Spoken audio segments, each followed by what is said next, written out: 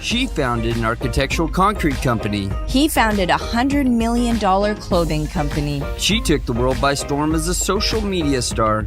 He took the world by storm as a famous serial entrepreneur. Together we started a business. And had babies. Now we're figuring out the best ways to do both. Join us as we learn from other entrepreneurs going through the same life struggles. As they share their life hacks about success, love, kids, and everything in between.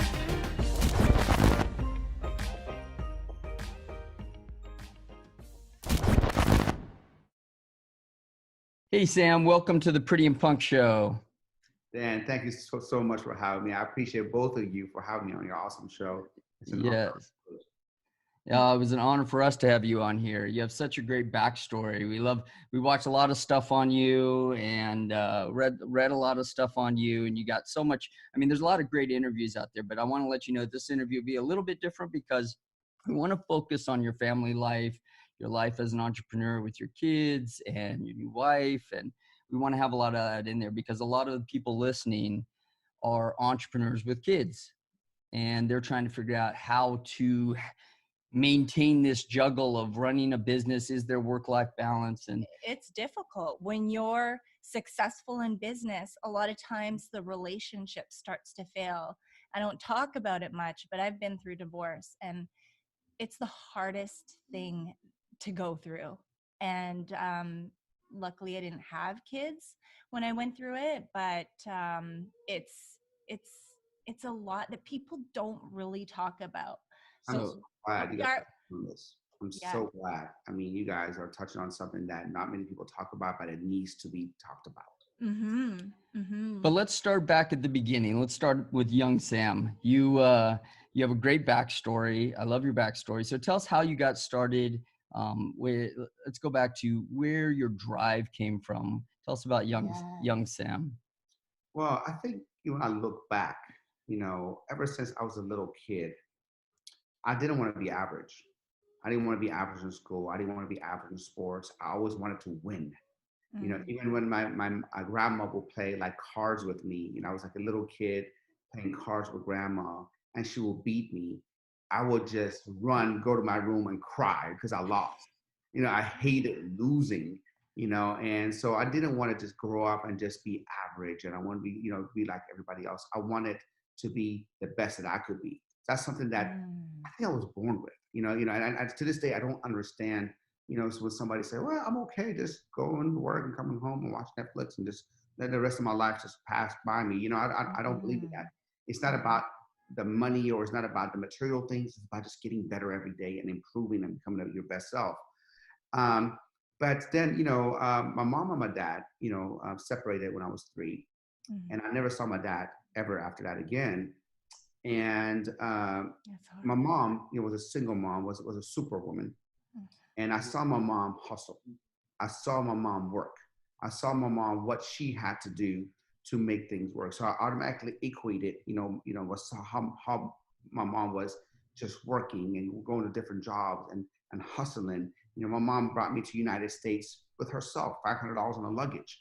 She took risk. And when she came to America, she worked for my uncle. And then after about a year, with like $500, she started her store, a boutique, a bridal boutique, and then she grew that to a huge, enterprise.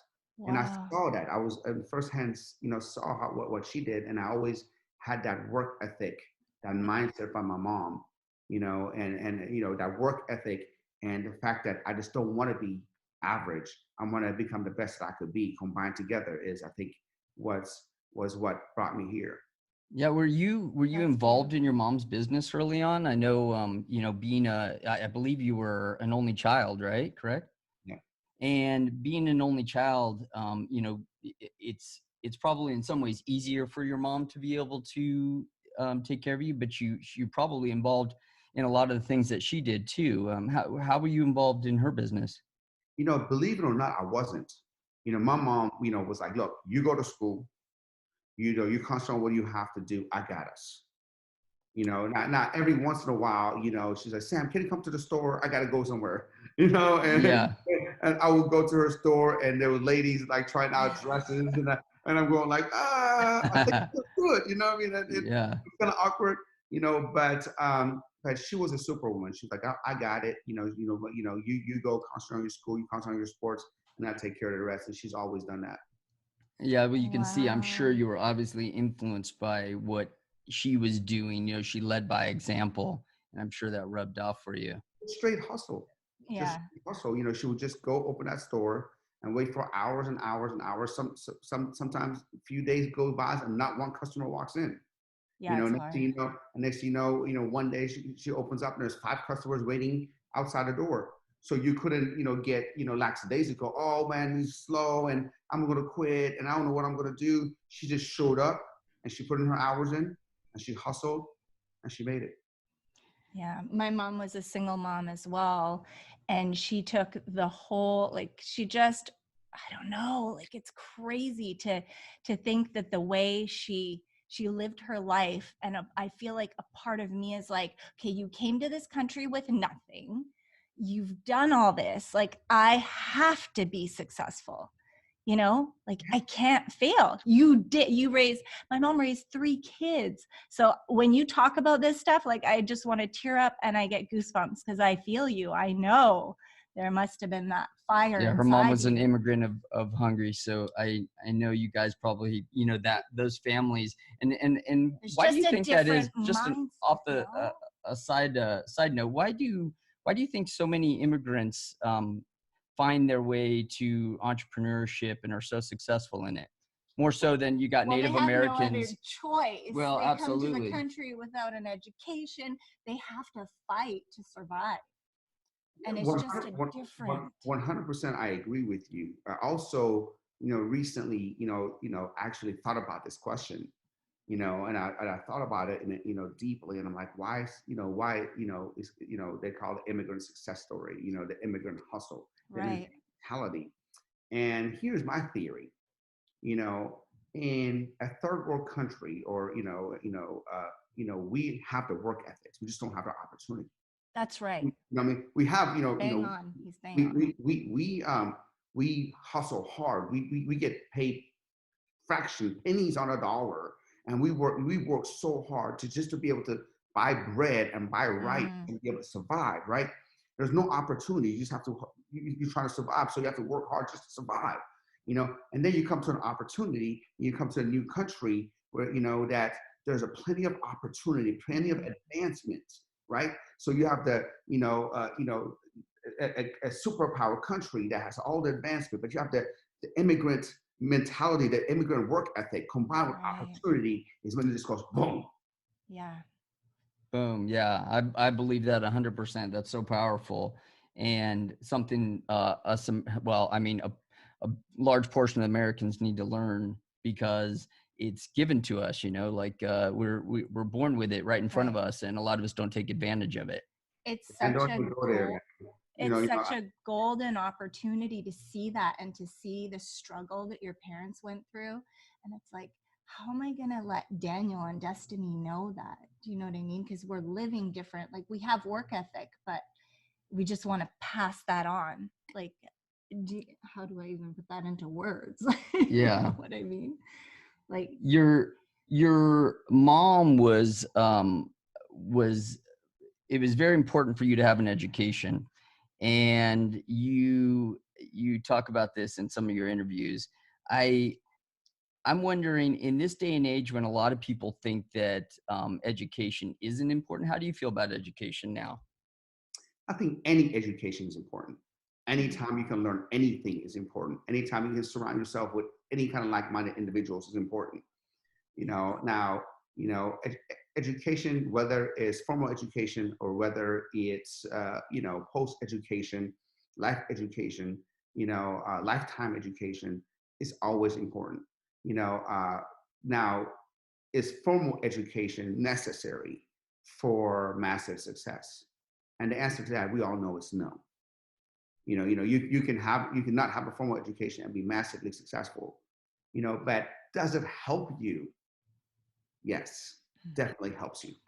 There's so many things that I've learned that are intangibles when I went to college. Mm-hmm. So many things that I wouldn't replace that, for anything. And I don't know whether you go to college for 4 years, 6 years, or 8 years. Mm. At the grand scheme of things, is a very small fraction of your life. Right. I mean, for you to build that intangibles and for you to be able to go into this world with just a little extra edge, Yes. whether it's academically or whether it's personally, whether it's for you just to show up at a certain place at a certain time, or get an assignment done at a certain place at a certain time, or be responsible for something, it's a great education. Yeah, I think, one of the things that blew me away when we started studying you is I've been following you for a while, I didn't and know. I did not know you had your doctorate. Blew me away like that, because I still feel, even though I didn't have a college education. Formal education. I always felt like it was important, and I wanted my kids to have that because I felt like it helped. I really feel like it helps you learn. I feel it opens more doors and it gives you more experiences. The more experiences you could put under your belt, I think the more successful you Yeah, can and be. understanding how to learn and how to read and get something out of that and apply it. I mean, a lot of those things that we have to learn as entrepreneurs, that you can be self-taught in, but sometimes when you're put in that formal environment, I feel like you get something out of that. What did you actually get from college, you feel, or university? Yes, so I got to learn how to be on time. I got to learn how to work under pressure. I got to learn how to work with others. I got to learn how to do laundry, cook, Be on your own. cook. You know what I mean? Like, learn how to cook. Yep. And I just learned how to perform under pressure. And that's something that's some of the intangibles that I've learned from that. And obviously all the academics and everything that I've learned on the books and with the professors. There's some of the intangibles that you won't get anywhere else. Yeah. So after you graduate from university, at what point did you know you wanted to be an entrepreneur? I mean, at that point you could go on to be a doctor. I think you were in chiropractic, and you could have gone on to open a practice, and that could have been your direction. How did you end up going a different direction? Well, I fell in love with transforming my body for weightlifting. And that was all by itself as an accident because I got cut from the basketball team and I didn't know what to do. I wanted to get better at basketball. I see these weightlifters. I'm like, oh, this is cool. They look like Arnold. They look like Sylvester Stallone. I want to lift like that. That was Arnold movies were big back then. I was Right. looking at Arnold movies and I was like staring at his arm. I'm like, God, can a human being actually look like that? Yeah. So I started, lifting and I started seeing, they'll transform my body little by little. But what I loved about it is it also transformed my mindset, also transformed me, not only physically, but mentally. And I fell in love with it and I became obsessed with it. I'm like, I want to learn everything about, working out, everything about nutrition, everything about mindset. And throughout the whole time I was going to college, because my mom said, become a doctor. I'm like, I never wanted to go and work on people and crack people's backs, or I'm like, I wanted to help people transform the way I transform myself. And so as soon as I graduated, college, matter of fact, the diploma is right there in the corner. I'm looking at it. I give my diploma to my mom. I said, Mom, here's your dream for me. Now you can call all your Persian friends and brag that your son is a doctor.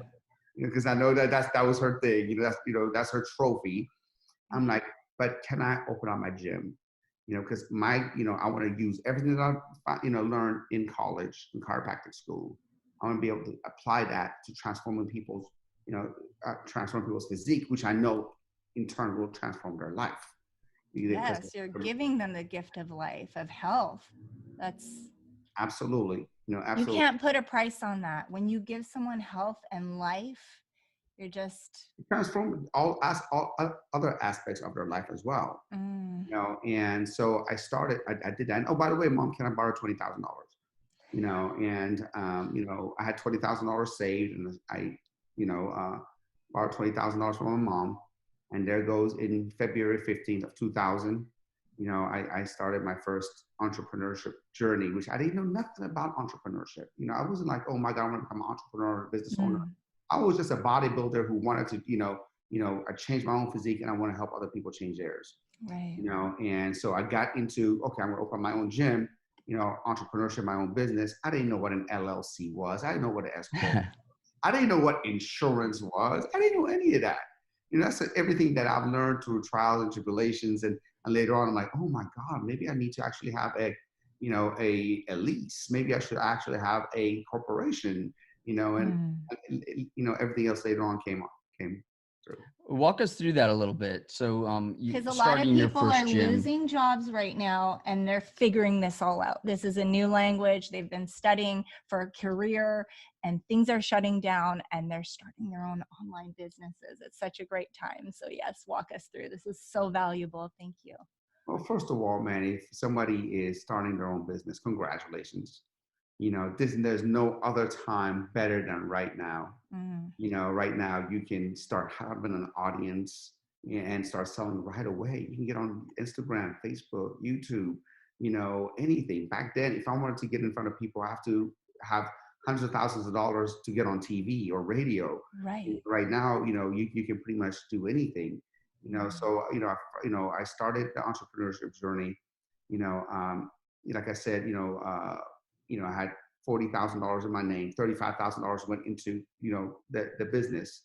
I only have $5,000 started capital. I didn't know what to do because rent was due in 30 days, and payroll was due in 30 days, and I did something that we all do.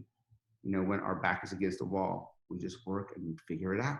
Mm, When there's time to sink or swim, you figure it out.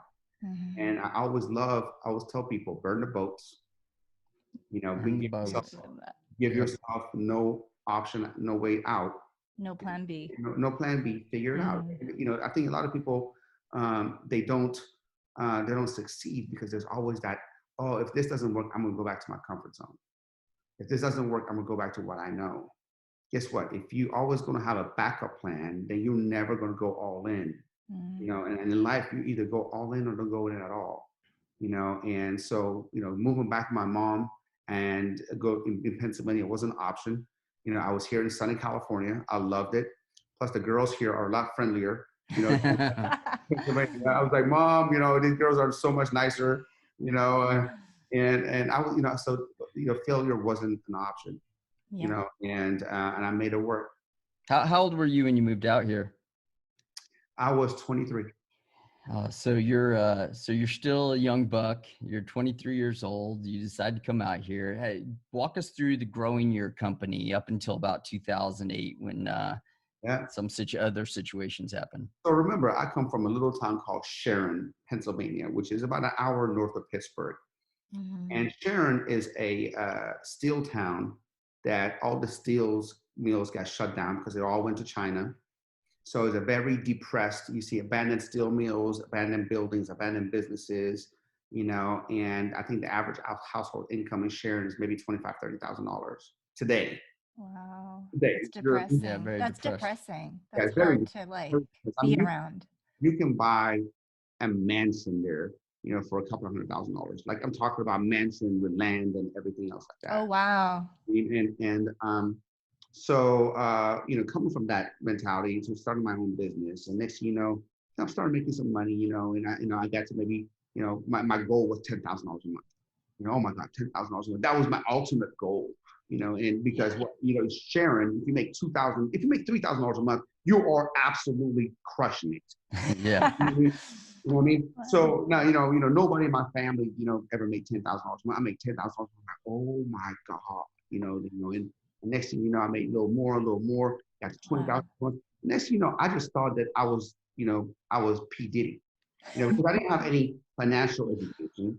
I didn't have a dad to teach me about, economy. They didn't have anyone to teach me, hey man, there's ups and downs in economy, save, invest, do this, like that. I was like one of those, you see those rappers that come up and they next thing you know, they're buying this and they're buying that. Even next I bought my first home with a, pretty bad mortgage, back then it was giving away mortgages, Yeah. Yeah. And, I bought a BMW, I bought a truck, I bought a motorcycle, I'm like, what? It was dumb because I was working 80 hours a week. I mean, Yeah. I was like, I could enjoy it, but I was just working 80 hours a week. The BMW was outside of the gym the whole time, but Right. made those decisions. And but in 2008, God humbled all of us, I think, in the world, you Yep. know, and I've been humbled a few times. And next thing the recession comes, a lot of my clients were in the mortgage industry and realtors, and next thing you know, nobody can afford it anymore. Now I have this big overhead car payments and, mortgage payment. And the worst part was that we were pregnant with our first child. I Hmm. remember Bailey was born, July 3rd of 2009. I remember, being across from my wife then, Hmm. and in a restaurant crying, and I said, you know what, we don't have any money. She was pregnant. She was 6 months pregnant. I was looking at her belly and I was crying in a restaurant. I said, I don't want to get emotional, but it was a very, as a man, Tough. not having a dad, I always want to be the super provider. I want to be Right. able, just for me, when my kids are happy, when my wife is happy, that makes me, what I mean, that makes me complete, and so for me, Mm. I'm a super provider. I'm going to provide for them, and now all of a sudden I feel as a man, what I mean? I'm sitting down there like, man, and now all these negative thoughts going through my mind. I'm like, Sam, you're just going to be like, just like your dad. Your dad didn't have nothing for you. He left you, didn't have anything for you. You're not going to be able to provide for your kid that's coming into this world. And, and so all these negative thoughts, but, so, you know, What did that feel like, Sam? When you were going through that? I mean, were you deriving strength out of that, or what was going Yeah, through because you that at could that time? take you Because that's a down or hard. That's build you hard. up. it Like, took me down for, I would say, about a week. Like if for about a week, I was like lost. I felt like, I got, punched by Mike Tyson behind the neck. mm, And I was like dizzy. I was like, didn't know what my next move was, yeah. and I always said after like eating pizza for a week and watching some movies and feeling sorry for myself, I always said, okay, what are my options? Mm, What are my options? right. One, I can feel bad and go down that route and be that guy to say, because of this happened, I'm this way. I'm this way because of this happened. I'm this way. And those guys, those Yeah. people that say, oh man, I was doing good, but this happened and after this, and my life just went down. And I Mm, didn't want to be down. And I'm mm, like, all right, man, I got knocked down. I got knocked down pretty hard, and I just got to get back up. I don't know how I'm going to fight back. Here's what I did. I don't know how I'm going to fight back, but I'm just going to get back up. Yep. amen. And so I got back up and I said, and I said, look, I'm just going to go to work. I'm going to figure it out. I'm going to go to work and we'll figure it out. So every day for a period of about 2008 to 2014, rate of 6 years, I got up, worked 16 to 18-hour days, and I'm like, all right, I'm going to figure it out. I'm going to figure it out. I come home every single day with an L. Every single day with an L. I lost every single day, every single day. We tried this, we tried that, we tried this, we tried that, we tried this, we tried that. Some Mhm. success and no, and all that kind of stuff. So I couldn't break it. And once I started seeing the end, light at the end of the tunnel, I started seeing some traction. You're learning. I'm like, all right, we're okay. I can see this now. I can see a way out. Wow. At one point, I was 2 years behind on a mortgage payment. There's Mm. nothing worse than coming, and there was nothing worse than coming to your home and not knowing if they're going to change the locks and you're going to be able to get in. Think about it, Yeah. as a man, I felt horrible. Like, are they going to kick my wife and my daughter out, my little daughter out? What are they going to do? And once I started seeing the light at the end of the tunnel, I was going good. I'm like, all right, I think we're going to, be able to breathe again. And boom, God hit me with another thing, which was my divorce. Oh my gosh. And now all of a sudden I'm like, all right, I see the light at the end of the tunnel. And next thing you know, I'm like, oh man, because I was working so much, because I was so stressed, Mm, I literally wasn't being a good husband. Yeah. I wasn't being a good husband. I was just coming home. I really didn't feel like talking to her. We grew apart, you grew apart. and Yeah. I was in the I've best of been there. moods. I wasn't always in the best of moods coming home. I Mm, was just trying to figure a way out, what I mean, trying to save our house and all that kind of stuff. And it's very important for people who are listening to this is not to, lose focus of the big picture. All the money is good, all the kind of good is, everything is good, success is good, but not if your home is a wreck. Mm. You know what I mean? So you got to be able to balance things out, and I'll talk later on about how to balance things out. You know, I think that's very important. Yes. And if the recession wasn't bad enough, that really devastated me. That really devastated me. And I was like, oh my God, I find myself, which was only 7 years ago. You know, Yeah, that's not that long ago. My gosh. 7 years ago, I was living in a hotel. I moved out. I was living in a hotel for 4 months. That's Living in hard. a hotel. I mean, and I didn't. And I'm the type of person I don't talk about it. Yeah. At that time, I talk Of about it course. after I overcome. I don't go, oh my God, I left. I live in a hotel. This and that. No, no. I just, even my business partners didn't know. Yep. I remember by the hotel, there was a Denny's one time. I took my daughter to Denny's because she stayed at a hotel with me. To this day, every time we pass by the freeway, she sees the hotel. Daddy, you used to live there. I'm like, shut up. Oh. don't remind me that. Yeah. Remember that still. Yeah. And I'm going to see my business partner. Oh, what are you doing here? Oh, we're just eating. I never told anyone that. I was embarrassed and I was ashamed, of what I was going through. And after, seeing that, there's no way back, I finally, got a small apartment, and moved into an apartment and now, but it was, I can't tell you how many times in that little hotel room, I cried every night for hours. I cried every night. I'm like, wow, why me? Why me? God, how important my family is to me and my daughter is to me. I didn't want my daughter to be raised in a broken home. I never wanted my daughters to be broken home, because I was, I didn't have a dad. I didn't want my daughter to have a dad. But I'm gonna cry. I came from a broken home, so that touches me. I know, I get it. So the last thing you want to do is have yeah. a divorce. So I'm like, so. But the thing is, even though we weren't getting along and we grew apart, I never wanted to. I would never pull the trigger because I don't believe in divorce. I wanted my family to be together no matter what.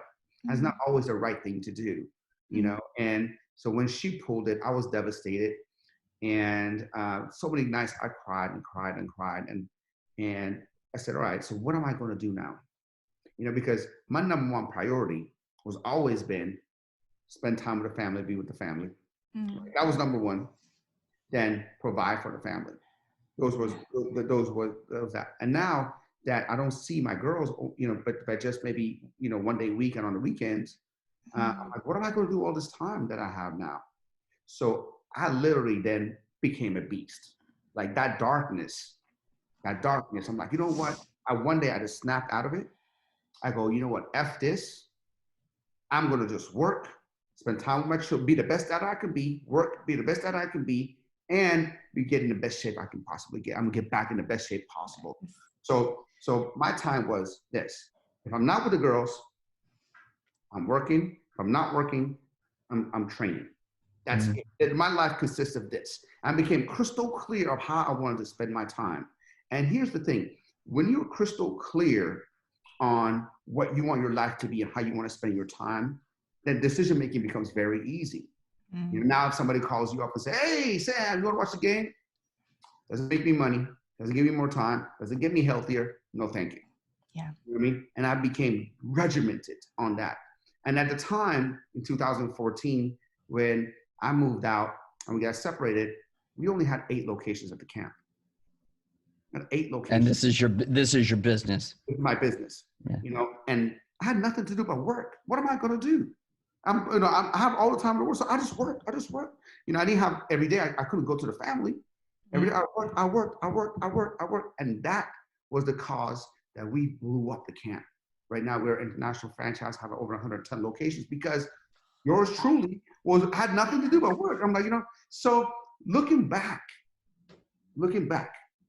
at all the devastations, they became a superpower. Yeah. Everything. When you look back, not having a dad, it made me a super dad. Getting bombed on in Iran and coming to the United States. That was the devastation. I wouldn't come to the United States. Not getting cut from the basketball team and being devastated and embarrassed in front of everyone. I would have never got into weightlifting. You know what I mean? You know what I mean? If I would have not got divorced, if I got not divorced, I would have not scaled the camp the way I did. I would, because I was just comfortable going home and doing what I was doing. I would have not met my new wife, my love of my life. You know what I mean? So everything that happens in life, happens for you, not against you. So whoever is, watching this or, or listening to this, understand that, and I always say this, man, in life, God puts obstacles in front of you to see if you're worthy of his blessing. Because if you quit, that means you don't have faith in him. That means that you're going to quit and he's not going to bless you. But if you persevere and you go through these obstacles and you accept these challenges that God's putting in front of you, then God will reveal your blessing to you at the other side of the challenge. So obstacle, is not in the way. Obstacle is the way. That's so true. I That's love that. Solid. I love that. Obstacles not in the way, it's the way. Mm. The way that you need to be going. And I think we can all relate to that, and all the listeners can relate to that. Absolutely. When you met your new wife, we saw your beautiful pictures at the Pelican. How is that where it was? The wedding was at the Pelican? Yes, it was. Beautiful. You can recognize that place right away. It's just such a beautiful place. And I can't even imagine how much it costs to throw a wedding there. Incredible. It looked incredible. I joked with my wife. I said, I will be paying for it till the day I die. we know what it costs to stay there. Yeah. Incredible. But there's just this glow about you guys, and you could see how happy you are and how happy she is, and what does she think about you being an entrepreneur? Yeah, and real quick, how did you meet? Because I know, like, you're just focused. Was it a different process this time? I know we talk a lot about how we're glad, like, this second time around, we really got to interview each other solidly. Like, what would you be like if you lost everything? What would you be like if you had, all your dreams come true? Because people change when certain things in life happen. So how did you guys meet? Like, how did that go down? So, like I told you, I was concentrated on three things: spend time with the family, provide for the family, and the gym. I wasn't into dating. I went out, sure, I went on a couple of dates, but I was not open into any relationships. Right. And so my mail, now was getting forwarded to one of our locations in Chino. So I would every once in a while I would go in there to pick up the mail, whatever I need to take care of. So I went to Chino, and there was a new employee, that it was a new assistant manager. And I walked in, and I saw this girl that was like kind of cute, bubbly, but very young, and I saw her like, oh, she's cute, this and that. And I always jokingly call the manager, totally jokingly. It's crazy. Like when I say this, I mean it sincerely. You know what I mean? I jokingly called the manager. I said, who is this girl? I'm going to fire her. And the manager goes, why? What did she do? I said, because I want to date her. She's really cute. And it was a total joke. I had not one intention of dating her. Not one intention. Like when I mean that. My wife's like, sure. I'm like, no. No. And so every time I would go, get my mail, I would say hi, hello, and we just talk a little bit, and that was it. And about a year and a half passes by, and she says, hey, my birthday's coming up, and this and that. You should come for my birthday. And I told her, I'm like, yeah, I'm going to be in out of town, but when I get back, I will come straight to your birthday. No big deal. So I was expecting going to her birthday, and there's going to be a bunch of people and all that. It was a Saturday, so I went in there, and it was just me, her, and her cousin. And she goes, oh, everybody couldn't make it. Everybody, I said, oh, I should come tomorrow. Could you come tomorrow? I go, I can't come tomorrow. I have the girls. But okay, no problem. So we're sitting down, we're talking, and the next thing I'm like, oh, I actually like her, and next we exchange numbers, and we start, and now I feel weird. Because I've never one time in my whole life dated anybody who went to my gym, never less somebody who was an employee of the company. Mm-hmm. And now I kind of feel like a creep for a second, I do, I'm like, oh my God, she's 20 years younger than me. I'm becoming that man I used to make fun of. I used to make fun of those guys. I used to say, what's this, young girl doing with this old man? So I'm going I'm all this stuff going through my head, and I'm going like, oh my God. So the first thing I did, I told my business partner, I go, hey, Allie, Lewis, I'm kind of talking to Crystal, and Allie was like, what? You know, and Lewis is her husband. He's high-fiving me. Really, Dad? Like, like this. You know? And I go like, what are the rules of the company? And then, you know, before I talk to her, before I take her on a date, I want to know what the rules are. Right, Yeah, right. talk to HR. So we actually had to like call the HR, Yep. and you know, and HR goes, well, you know, you're not her immediate supervisor, so it's okay for you if you want to date her and go out with her. I'm like, oh, thank God. So I passed that one. Okay, the business partner and the company HR said I can do that because I don't want to, you know, do anything in a sneaky kind of way. Mhm, You know? mhm. And then so we went on one date, and I'm still kind of not, you know, I'm still like, you know, she, you know, at first she was like, did you think I wasn't attractive? Because you wouldn't even try to put a move on me. You wouldn't touch me. You wouldn't do anything. I'm like, no, because I was like, I have daughters. So in my mind, I'm like, what if my daughter one day brought somebody home that was 20 years older than them, and I know that I wouldn't be cool with that. I wouldn't know what's up. So I said, I want to meet your parents. You know, she goes, okay. So I went to her parents' home, and the parents are so nice and welcoming, and they're so family oriented. I'm like, oh, so you guys are okay with it? Okay, if you guys are okay with it, you know, we can do this. So we started dating, and I never forget. After about a month, it was my birthday was coming up, which is May 1st. I said, let's go to LA. You know, go to the weekend concert and just stay overnight in LA. It's my birthday weekend. She goes, okay, no problem. So you know, I made the reservation a month in advance, and about a few days before, her and her mom come by, and they're like, yeah, we're getting ready, and they're kind of giggling and laughing. I'm going like, what are you guys laughing about? You know, she goes, well, her dad doesn't know she's going with you and staying overnight, and she's never allowed that. I'm like, holy crap. I'm like, I already booked the hotel, already booked the concert, already have reservations. You guys told me 3 days before. You know, she goes, don't worry. I'm like, do you want me as a man to call him and ask for permission? I don't mind doing that. He goes, no, we'll handle it. Obviously, they didn't handle it because her dad called me. Oh no. And her dad's a police officer, you know, so Oh, he has guns, and he's a former boxer, Oh dear. a former pro boxer, and I'm like, a oh, manly great, man. great, man, and I'm like, so after I got his blessing, and that's where it all started. Oh wow, that's incredible. You know, God just brings people into your life. When you're not Like, looking, it's on His you time, weren't it's on God's looking. time, not on your time. Amen. Yes. That's I 100%. love that. I love that. Was there something that you now looking back at this point, is there something that that you feel like you is different about the second time around? You know, for me, it's very different because I'm a lot more clear on what I want out of life. You know, I'm a lot more wiser. You know, I know what I want in my life, and more importantly, I know what I don't want in my life.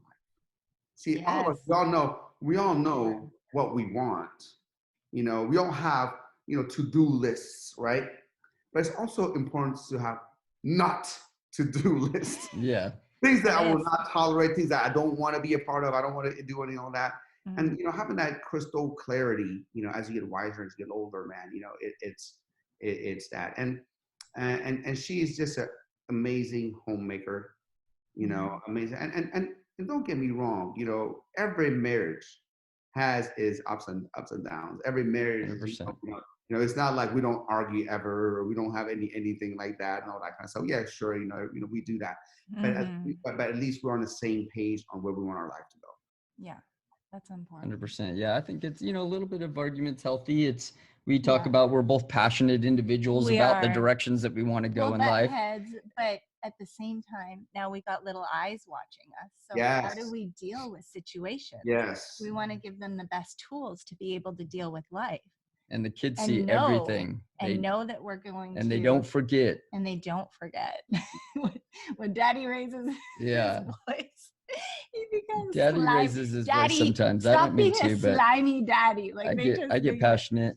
Yeah, it's you. But we work it out, and they know in the end that we love each other and we're gonna stay. So I've learned, you know, that whatever argument it is, take a couple of hours, come back later, And if you still got it in you to argue, then argue. If not, Yeah. but don't keep arguing where you're both heated. You know what I mean? That's the No. biggest lesson, man. Oh, Take a break, take them out. Let me, for me, let me get in the car, drive around a little bit. Let me go on a motorcycle, just cruise. Let me go somewhere else. I'll be back. The next thing you know, it's like nothing ever happened. See there, I'm with you, Sam, on this, because where I get in trouble is my wife needs to handle things right now. no. Okay, And I'm better at that. Yes, I do. And I'm just like that. that. I need to get away for a second, and it won't even bother me in 10 minutes. But don't I just need to go clear to my head. sleep while we still have a thing going on, because I'm sitting there stewing and my wheels are turning and I'm like, how can you sleep? I'll Like, fall asleep and she'll wake me up to argue again. How? Like, just give me something. Let's work this out before we. And it's usually over something very easy. You say you're from Hungary? I'm Hungarian, Czech, Italian. But she was born in. All of those right there, man, says temper to me. You know what I mean? So you don't want to mess with her, Dan. I know.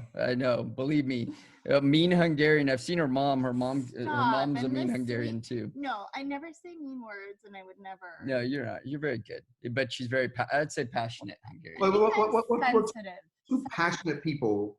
They're the heat of the moment. Mm-hmm. You gotta diffuse that. I think from what I get of her, she thinks you're ignoring her, and you don't. You want to make things worse, you ignore a woman. You be like, I'm not ignoring. Yeah. I'm just gonna cool off. I'll be right back. If you wanna meet with a woman, you ignore. You do not do that. I used to do that. I used to ignore. Don't walk out. Just tell me. Just tell me. Like, just let me know that we're in the car together. Like, I gotta go. I gotta cool off. But just let me know that we're gonna come back and drive together. Not. We're very good at that now. But just be together. That no matter what happens, I'm angry now. I'm got to deal with it my way. But we're going to. We're very good at that now. Yeah. I think. So let's talk let's talk a little bit about work-life balance, because we all love our businesses and we love our families and we absolutely adore our kids. And it's really hard when you're being tugged in, several different directions, and all of them are important. Your relationship with your wife is important. If you don't pay attention to your business won't be there when you wake up. And absolutely your kids are super important. So how do you balance that, or do you have any rules around that, or how do you handle that? 100%, man. I've mastered it. I can tell you I mastered it. And this is something that's very important to me, because obviously I didn't master it the first time. It was a catastrophic failure. You know what I mean? And right. So my whole life is all about making sure all the wheels are turning correctly in the right direction. I don't want to, be a billionaire and have my marriage fall apart. I don't want to be a billionaire and be unhealthy. I don't want to be a billionaire and my kids don't recognize me.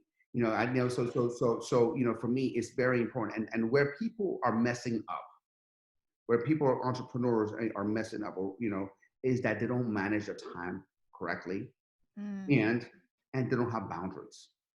See, I believe that you got to manage your time and you have boundaries for everything. If you don't manage your time correctly, let's say you're at work, but are you really at work when you're working? Are you really 100% focused on getting every single task that you need to get done today? See, I run my life like this, my schedule, and every single minute, every single day is accounted for, right? Here, even right after this, I get ready to pick up Haley soccer, Haley swimming, Haley dinner. These are stuff that I'm doing with the family. They're on family time. You see right here? Giving family time. So what does that mean? Everybody can put a plan together, but they don't execute the plan, right? They don't execute the plan. Oh, that's easy. I'll put my family time here. I will do my reading time here. I will do this and that. But what you have to do is disciplined enough to set boundaries and respect for you, and respect for your children, respect for your wife and your spouse, and respect for your work. So when I'm at work, I'm at work. I don't use the phone. I don't text. I don't do this right now. My wife knows that I'm working unless it's an emergency. Call me, don't text me, because I'm not checking my phone. Matter of fact, I track my screen time. I have a goal to not to be on my phone because I'm going to work in front of the computer. I'm not going to take my work anywhere else. This is taking my work everywhere else with me. This right here, the computer, I can't take it. I can't take this to soccer field. I can't take it to the swimming practice. I can't take it in the car, right? So I make sure that when I'm at work, I'm at work. I'm sure when it's family time, my phone is off. My phone is off. I don't care what deal is coming through. I'm going to get everything that I need to get done at work time. Family time is family time. Workout time is workout time. My workout time is when the family sleep. Because I can't finish work and with good conscience say, all right, guys, I'm going to the gym now. See you. I'm like, oh, no. I can't do that. So I'm going to try to be as productive as possible when the family sleep. You do get everything that I need to get done during work. And last thing I want to do is, be on the phone when the kids are around, trying to make a deal when the kids are around. I don't want my dad. Daddy's never here. He's always on his phone. Daddy, you're not listening. You're on your phone. Dad, I don't want that. I want to be 100% present. The world don't need presents. Your kids don't need presents. Your wife doesn't need presents. She needs presents. Right. You know what I mean? That's so valuable. And that's the thing for me. So if you're not using a schedule, use one. Google Calendar, Outlook, they're free. You have to ask yourself this. What do I need to do every single day for me to win life? Because if you win one day at a time, you eventually will win the week. You eventually win the month. You eventually win the year. You eventually win life. What do you need to do every day to win life? What do you need to do every week to win life? What do you need to do every month to win life? Put it on a schedule, put it on a recurring thing so that you know that, hey, this is what I need to do for me to progress. But most people just wing it. They wing it. Oh, I'm at work, but I don't know what time I'm going to do this. No. I know, as robotic as this may seem, my haircuts are same time every week. I go to grocery store same time every week. My family time, they know is from 4 to 8 at night. It's my uninterrupted family time. They know my work time is from 9 to 4 at night, 9 a.m. to 4 p.m. is my work. Whether I have work or not, I'm working. I'm here in the office, I'm working. But whether I'm reading, whether I'm studying, I'm working. Family time, I'm not working. Workout time, they're not even awake. I put everything so that everything that I want, even like this thing that I know my wife likes flowers. So once a week, I have it on my schedule. Get flowers. You know what I mean? Because sometimes we get busy and we forget. And so, a month goes by and we get her flowers. Now it's on my schedule. I go, check, done. 100%. That's so good. Yes, that's. And we could all take some mindset. notes on that. Yes. I do. My wife doesn't know that, but I'll let her know right now. I do put it on my schedule and tell her I love her. Just because I will. I'll get. I'll let weeks go by and life goes by and you don't think about it. It's not like you mean to. It's not like you don't love her. You just get wrapped up and busy. But if you don't have somewhere that you can remind you right away, I just want to be reminded. Yes. So, what's important to Sam today? What's important to you, with your kids and your family and your businesses going on? What's important to you? Legacy. Legacy is what's important to me now. My children. Not what I give them, what I put into them is so important. So I cherish every second, every moment with them. What I teach them. Our job as parents is not just to raise kids, but to raise functioning and contributing members of society. And to me, that's a job that I don't take lightly. I really don't. Every chance I get, I have conversations with them, and teach them about life, and that to me is so important. Making money is always important because that's part of your legacy. But as you get older, you value time a lot more than money.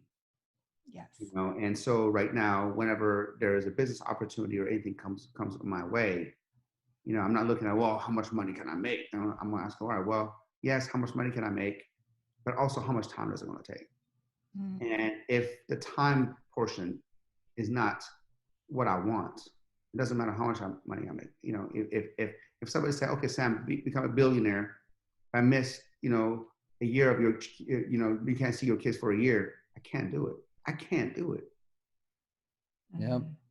And a lot of billionaires have, that's the trade-off, right? Mhm. There's a And lot of successful fathers and mothers I out there know, that don't I'm even sure we know their both know kids. a lot of successful people that don't see their kids very much and don't And see that's their not family very success. much. And to me, that's not success. To me, Yeah. Absolutely. you know, here, my firm belief is this, you know, that everything over basic necessities in life is a luxury. Mm. Everything over basic necessities is a luxury. So what is basic necessity? You need a roof over your head, you need food and water to drink, and you need some basic clothing. And you need to have something so that you're not worried about where your next meal is coming from. Okay, I've covered that. You covered that. Mm. You know what I mean? So everything over that is a blessing, it's a luxury.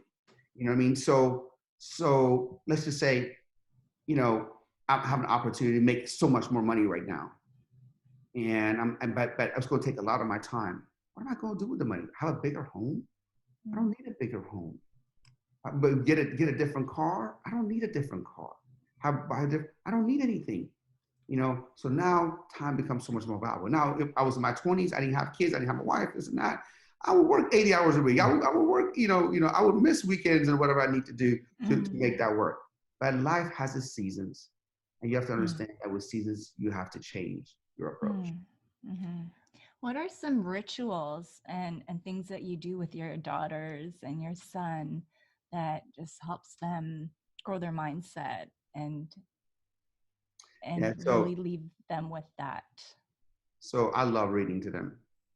So they know that, they come to my office and we sit down, they see all these books and we pick a book and we read. Every time that, they talk about, Daddy, I want this. It's a Mm. conversation for me to talk to them about, needs versus wants, finances, savings, investing, and being grateful for what we have today, and so every opportunity that comes, every conversation is an opportunity for a lesson. Mm. Hmm. Every single conversation, every time they have a conversation with me, it's like, what can I teach them based on this conversation? Yes. That's awesome. We We love to believe do that with that. our kids Yeah. too. Yeah. That's important to us. What do you and your wife do to keep your relationship strong? We know families, we love our kids and absolutely, but we know we should be putting our spouses first. Sometimes, someday the kids are going to go off and do their own thing and they're going to get married. They may move away, but you and your wife will be there forever. So what are some of the things that you and your wife do to keep your relationship That's a strong? great question because in the beginning it was a little tough. Mm. The beginning a little tough. This is Crystal's first baby. This is her first baby. Hmm. So she's like, oh, this and that. And then after a while, I was like feeling neglect. I'm like, hey, man, I'm like, me, I said, I'm the first baby. That it's And hard. It's hard for mothers And and we put fathers. all that focus on the kids and then when we talk to counselors and stuff, they're like, your marriage is number one. Your kids need to see that daddy and mommy are number one. And it's like, oh yeah. yeah, yeah, no, and we went through the same thing. Oh, it's We tough. went through the same thing, and now we have set, date nights, just like you said. I said, what do you have to do every week to win? Mm-hmm. So Hmm. every week, so on the weekends that I have, my other children, Mm-hmm. we have a date night on Thursdays. Mm-hmm. So that this way me and her can go, on a date. And on the weekends that I don't have my children, we'll go on a date on a Friday. So Nice. we have a date night every week, and then we set one weekend out of the month to just do a quick getaway. We're just at Pelican Hill this last weekend. This is like a little quick getaway. Yeah. Yeah. Staycation. I Yeah, love a those. little staycation, man. It's like, we leave on a Friday, come back Sunday night, and it's kind of a little getaway. So that has worked great for us. I like that. It brings back the spark. That's great. How do you see yourself different? The young, and I'm just looking at myself. The young me was a hustler, and I see myself like the infantry back when in my 20s, 20s and 30s. I was like the infantry. Now I see myself more like a battleship. I kind of sit back and, just launching missiles and doing more damage, mind you, too. But I would see, I saw my family different. I saw my possessions different. I tattooed a Lamborghini on my arm when I was young, because I was like you. I saw that as being a way to show success. I grew up in a really poor neighborhood, and that was success for me. And so that was the first thing I ran out and bought as soon as I started to make money. But now, now since then, we still like having nice cars, but a lot of that stuff has gone by the wayside. And other things have become important. How's Sam changed over those years? Oh my God, man. I mean, just like you said, you said it perfectly. As you get older, you learn to not just work harder, but work smarter. I mean, you're not that guy in the infantry, like, penetrating, kicking down doors. Mm-hmm. You know what I mean? And going all battled in, all crazy. You know what I mean? So you're you're that B-52, or you're that battleship that all right, boom. Yeah. You're precise, you're effective, and you don't waste a lot of energy. And when you do anything, it's with a purpose. And that's me right now. I don't know if I told you guys, I sold all my exotic cars. Oh, wow. I sold all my exotic cars about 6-7 months ago. So I do, like, here's the thing: Lamborghini and a Ferrari, Corvette, the Porsche, they're sitting in the garage looking. My garage looks amazing, Mm-hmm. but I'm like, what? I don't have. I have 3 children, 3 small children, and a wife. Like, I don't want to take a day off and, hey, come to the Lamborghini Club and let's come hang out, cruise all day Sunday. I'm like, dude, I want to be with the family Sunday. I don't got time to cruise all day with you guys. Yeah, I don't want to be with a bunch of guys driving Lamborghinis through the mountains. I want to be with my family. 100%. So the cars were just sitting there collecting dust, and I'm going like, all right, man, this is stupid. You know what I mean? So what can I do? So I sold all the cars. You went through that. Yeah. And people don't know they're not really fun to. I mean, they're fun to drive, but they're like, you kind of get tired of driving them. I'm good about an hour. That's about it. You can't see out of them. You can't. There's see out of them. Too loud. I don't know about you. But after a while, man, it's hard to get in and out of those damn things. Yep. I mean, like I like my truck now. Like I said, Yep. I'm becoming that old man that I used to make fun of. Yep. I remember, seeing an old man, multimillionaire, who could afford Lamborghinis and Ferraris, but it's making sense now, right? Now, I understand before, but and now, for the first time in my life, I bought a pickup truck. You know what I mean? Yep. I drive a truck too. She drives the Bentley. I drive the truck. The Bentley's broken right now, but I'm getting more looks in this truck than in the nice car. My wife makes fun of me. She's like, so now you're built for tough. Yeah. I love that truck. And to me, it's like, as you get older, you realize, man, the ultimate form of sophistication is simplification. And I look at my closet right now, it gives me a headache. I'm like, what the F was I thinking? Oh my God, I went through that last year. Like, I threw things in garbage bags. I'm like, why didn't I need a Burkham? Like, really? That was success? What the heck was I thinking? For women, it's a little bit different. But, with a guy, it's the watches, the cars. True success. We get it now. Yeah, I wear pretty much the same things. I got dressed up. I actually put on a shirt today for you guys. Looking good, Sam. By my standard thing, it's just a t-shirt. Black t-shirt and some jeans. It's pretty much every day I wear a black shirt and a jean. You know what I mean? And some tennis shoes. Mm-hmm. And that's the secret wardrobe of very successful men. I could tell every woman out there, if he's wearing like all this crazy stuff, the most successful men are wearing blue jeans, black t-shirts, and sneakers. Right? They may be sporting a watch, yes or no, but and here's That's the the thing. I got a bunch of watches and all that kind of stuff. And mhm. and you know what I watch, and today, I forgot to charge it, but it's my Apple Watch. Usually I wear the Apple Watch. Yeah. I got to charge Right. because I'm tracking my steps and I'm tracking my calories. You can't do that with a Rolex, you know what I mean? Yeah. Yeah. Yeah. So it's like, it's crazy. To me, as older I get, I just want a simple life. I want peace of mind. I just want to be with Mm. the kids and all that kind of stuff. And now it's funny because, I'm bored, because my businesses are kind Mhm. of like, are like kids that have grown up, went to college. Mm. Hmm. So they don't really need me by 1 or 2 hours a week. So I'm Mhm. like, all right, so what am I going to do? I still got this 9 to 4 that I need to work. I need to Mhm. do something. I need to figure these things out. So I've been doing more coaching. I've been doing more consulting. Now, check this out. Like I bought a bunch of books on real estate investment, bunch of books on stock market, and then Wow. I'm watching, the stock market every day right now. And Nice. just trying to learn different things to keep myself busy. Progression makes me happy. Yep. And I'm like, man, I wish I would have done this earlier. Mm. Than just trying to, I mean, don't get me wrong. I never regret buying a Lamborghini and a Ferrari and the Rolls. Right. No, you can't I regret don't anything. regret, It's but I'm like, experience. have I would have been mature enough earlier? Hmm. Mm. I would have got, man. Like the other day, man. I looked at my stock market account.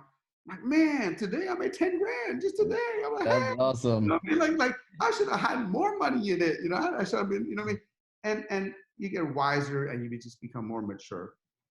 Incredible. That's beautiful, Sam. I Yeah. love that. Like, that just makes my heart, like, that's so good. People need to hear this, that not even that, you're living the life that is such a phenomenal example for your kids Yeah. to And see that. it's really a rite of passage, right? I mean, we have to sometimes go through those things early on and get those things out of our system. Mm. And then we grow and become different people. And some of those things fall by the wayside and we become smarter in a lot of ways and find where we're actually supposed to be going. And doesn't it feel good to say no to things? I remember saying yes all the time. And now becoming a mother and becoming a father, I see you saying no Oh a yeah, I lot. think And it's that Warren feels Buffett that so says the good. most successful Feels people in the so world good. say no a lot. It's true. It's true because as you get older, again, that old man we used to make fun of. It's the guy who's set in his ways.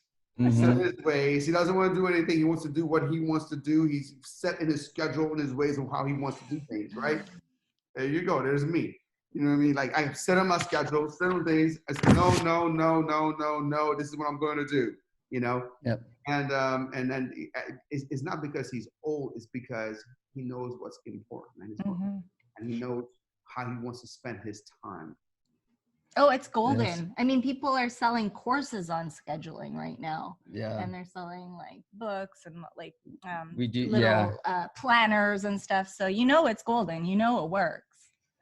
Coming to our last two questions. One of the questions we wanted to ask, and we, we all can only be on this earth for so long, and our kids are going to outlive us.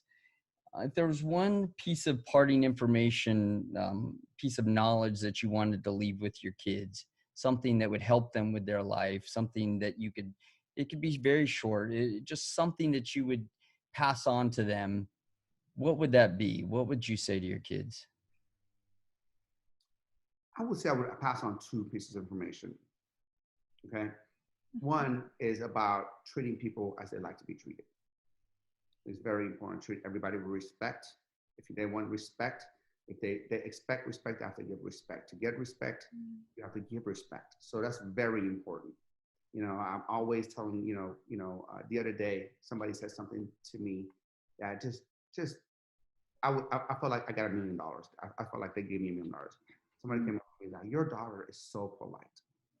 And that I almost like broke down and cried. You know what I mean? I was like, oh Mm, my God. So all this time I've been correcting her. I'm mm, saying, say please, say thank you, say please. So I always correct her, but she doesn't. Please, thank you, please, thank you, please, thank you. And mm-hmm. I'm like, oh my God, I sound like a broken record. You know what I mean? Yeah, And now she's doing it, after like, just constantly being, being that. So that's one of them. that's And good. the second one, is delayed gratification. Delayed gratification. Learn learn to give up something that you want now for something greater later, which I believe is the number one key success for people. I mean, you guys have probably heard about the marshmallow study.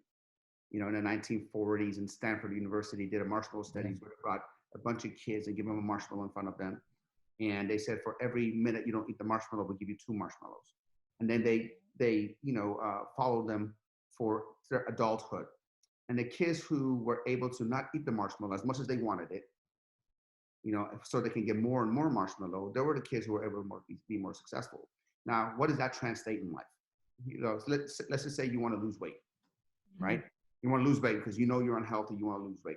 Also, you want to lose weight, but there's this nachos in front of you, or this hamburger or pizza, or whatever your favorite food is in front of you. You got to be able to delay the gratification. No, I don't want this pizza. I don't want this, whatever the food is, because I want to have a goal. Here's something I want to achieve, right? Let's just say you want to save money. Or you want to save money. And now the iPhone 175 comes out.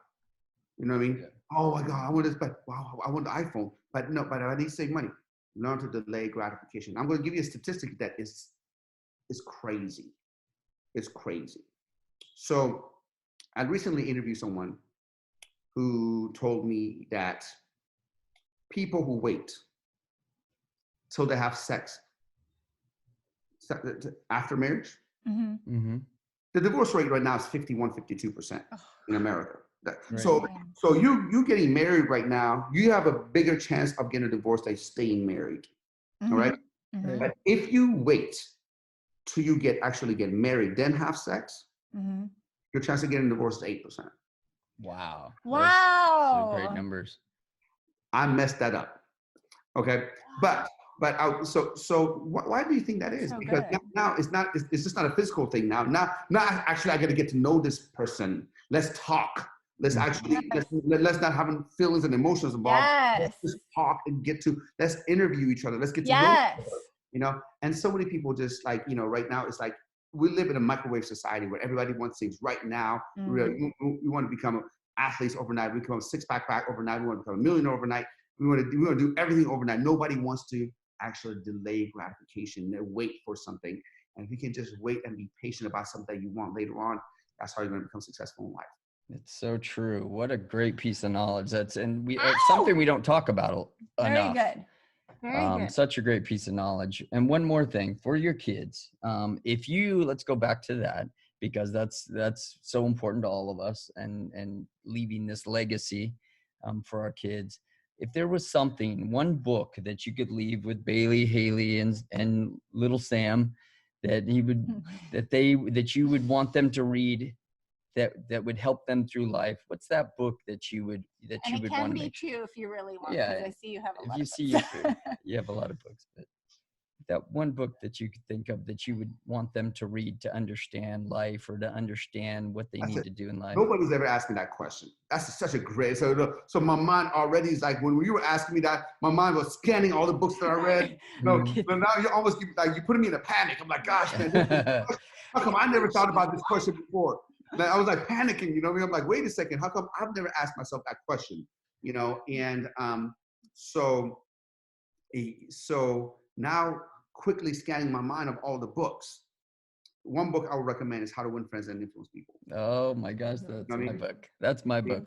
Yeah. Because I think that's very important, for them to be a relational person, not a transactional person, right? And the second book, which I think, is just something for their finances. I'll give them one for relationships, and we'll give them one for finances, right? And the finances, something that's easy for them to read and kind of understand the concept. Actually, I'm going to give them 2 finance books. Okay. The Richest Man in Babylon. Yep. And I will give them Rich Dad Poor Dad.